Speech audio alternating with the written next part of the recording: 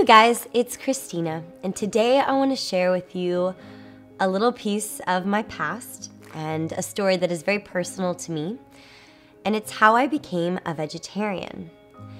And this story has so much depth to it and so much meaning because it carries a part of my past with me. When I was 15 to 16 years old, I lived in the Dominican Republic. And I went there because I wanted to do community service. I wanted to live in a different country, speak my native language, speak Spanish, and I wanted to live with a community of people that I'd never met, and I wanted just to experience life and learn about culture and to help rebuild this village that had been completely washed away. This experience was life-changing for me, not just because I got to go and live in a different country at such a young age and help rebuild this community and create family and learn about this culture, but also because it opened my eyes to the way that animals are treated and raised and farmed when you have to do it yourself. And it was because of this experience that it actually led me to become vegetarian for the first time in my life. And there is a story behind it, and so I want to get started, and I hope that you all appreciate this. I'm going to be sharing with you a ton of pictures from my past and this beautiful part of my life. I hope you like it. Here's how I became vegetarian. I went to the Dominican Republic in 2002, and I went to go live in a town called Bauruco. And at the time, this small town of just a couple hundred people had no electricity, no running water. Everything had been completely washed away by one of the hurricanes that had passed through there. This town was right on the border of Haiti, and so there was a lot of disease and sickness, and there were many children and families who really needed help and assistance. I went to Bauruco with an organization called Patni, and this organization pulled together a group of students from all across the United States, just a few of us, maybe about 20 of us, to come together to help put this community back together. And it was during this time that I actually made some of the best friends of my life. I remember we felt like family, and just living there, I got to bond with the children of the village, the families of the village. I got to learn how to grow bananas and eat lots of beans and rice, and we rebuilt baseball fields, we rebuilt homes. I slept on the floor of an abandoned school home, and we began to put together this beautiful town. I learned how to salsa, merengue, and dance, and it was just the time of my life. I can't begin to tell you how many good memories I have from this trip. But the one that I walked away with that has probably affected me the most today was how I stopped eating meat. And it's actually kind of funny because I remember within just the first week of me arriving to Bauruco, I remember there were tons of farm animals everywhere, all over this little town. There were stray dogs, stray pigs, stray goats, and even stray little chickens that would be running around all over the place. And I remember when I first got there, I actually found this cute set of little chicks that I took to. I felt like their mother hen. And I remember I played with them all the time and I raised them. And you don't really ever think about eating an animal as you're having fun raising it, because you learn to love the animal just like loving a dog or a cat. You learn to love it as you raise it.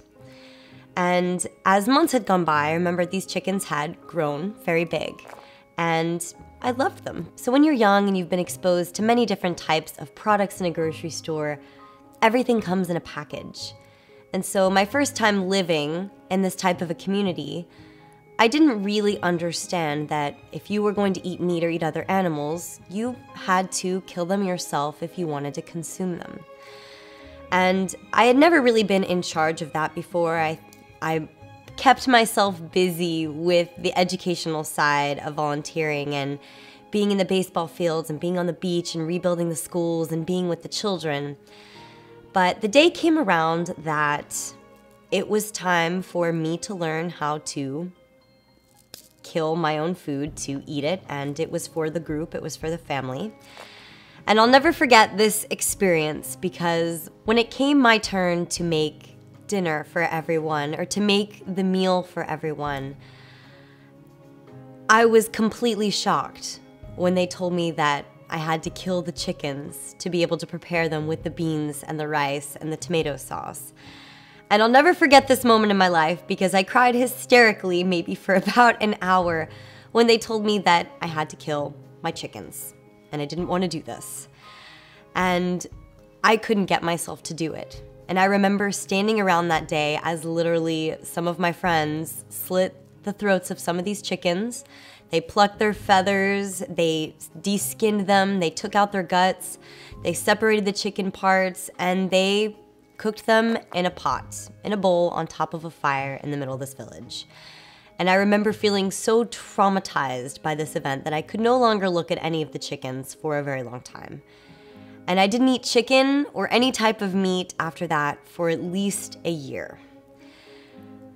And I will tell you that it's a very difficult experience to watch an animal be killed that way, because chickens, and particularly when you slice their throat, they actually do run around for about 10 minutes with their head cut off until all of their nerves calm down in their body and until they pass away.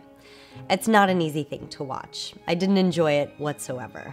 It was this experience that opened up my eyes to not eating animals and to only eating things like beans and rice and plantains and the things that they harvested in that village that I could eat that weren't animals. And I remember feeling so much better at that point. When you first stop eating meat, your awareness and your consciousness for this type of thing grows. And I like to tell people now that if everybody on this planet had to kill and eat their own food, we would have far more people being vegetarian or vegan or eating less animal products, because it is somewhat of a gruesome experience, and it's not always done with kindness or with love towards the animals. For the next year, I didn't consume any animal products, and my consciousness just for not eating animals grew. Making animals our friends and not our food, and being very conscious of what I was eating. And I have to tell you that I was young at the time. I was 15, I was 16. I wasn't really concerned about health. And so for me, it was more about the gruesome experience of killing an animal that affected me. And after this entire experience had passed, after I had gone back to the United States, I remember it had been maybe about a year and a half after that. And I remember being in the grocery store. And I remember thinking, wow, they make everything look so harmless. You know, the chicken is packaged so nicely, wrapped in the plastic. There's no blood on it, and they make it look like happy, grass-fed animal protein, right? And it looks so easy. All you have to do is take it home, unwrap it, put it on a stove. You never got to meet the animal. You never had to kill it. You never had to see the slaughtering. You never got to see the blood. All of that was taken away from you, all for the easy convenience of you having it in a package and being able to consume it and get exactly what you need from it. And because I felt so much pressure from family and friends and people saying that I wasn't getting enough protein, and also because I was only maybe 17, 16 years old, I started eating meat again. And I didn't really feel that much of a difference in my body, except for maybe perhaps I did notice a little bit more of a feeling of depression, and I didn't really like the taste of meat. It needed a lot of salts and condiments and things to put on it to make it taste good. So I did go back to eating meat, but it had nothing to do with health, and it had nothing to do with animals. It had more to do with societal pressure and the fact that I had been gone from the Dominican Republic for a few years, and I'd forgotten what the experience was like to have to kill for your own food. And it wasn't until I went raw again for my health after getting hyperglycemia that I gave up meat again. And I rediscovered how good it feels to just eat plants and to eat a plant-based diet. And you feel amazing and you feel filled with life because you don't have to eat another life to fuel your own. I know that it's very difficult for many people to give up meat because they don't have the type of experience where they have to grow or raise or kill their own food. Everything in a grocery store is very beautifully packaged and put together, and it makes the experience of consuming animals unthinkable. There are infinite reasons of why people take on a vegetarian or a vegan or a plant-based or even a fully raw lifestyle.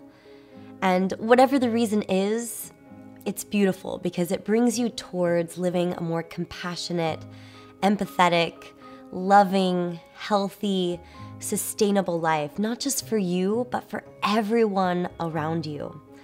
And I'm so blessed to have had this experience because it helped to shift my life at an early age so that I was enlightened later on. And I know that this was the original reason of why I became vegetarian, of having to raise my own chickens and watch them being killed and live in the Dominican Republic. But this wasn't the only reason that kept me vegetarian. I did go back to eating meat because I was consumed with what society was doing. I went back to not eating animal products because of my health and because of the way it made me feel, and because it helped me to heal my hyperglycemia, get rid of migraines, make my skin better, my energy better, sleep better, run better, whatever it is. Eating more fruits and vegetables, even if you don't want to go fully raw, is one of the best things that you can do for yourself. So if I can encourage you to eat one fully raw meal a day, or to take animal products, take meat or dairy out of your diet, I promise that it will benefit you infinitely. Maybe perhaps you can give it a try. All right, you guys, that's my story on how I became a vegetarian, and I hope that you've enjoyed this personal story from my past. If you guys have liked this video, if you've appreciated it, and if you want to share it with your family and friends to encourage them to have one meatless meal a day, please give this video a thumbs up. If you guys want more tips, tricks, stories, or inspiration on how to go fully raw or simply how to get healthier, please subscribe here to FullyRawKristina as we have fun building community and family together. If you guys want to follow me daily, you can also find me on Facebook, Pinterest, Instagram, and Twitter, all at FullyRawKristina. All right, you guys, I am going to go and enjoy the rest of this beautiful day and appreciate all of the creatures and all of the beauty on this planet, and I hope that you get to go and do the same. Sending you all my warmest hugs and my love. Bye.